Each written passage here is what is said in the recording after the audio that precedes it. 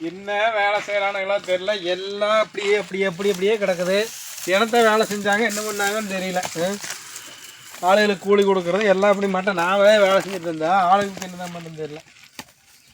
ஆளுக்கு என்ன வேலை செய்கிறாங்க, என்ன பண்ணுறாங்க, எல்லாமே இப்படி போட்டு வச்சு எல்லா வேலையும் நாமளே செய்கிறதா இருக்குது. ஆளுகளை எடுத்து என்ன பண்ணுது? ஓ, என்னையா பண்ணீங்க? வேலை செய்யலையா?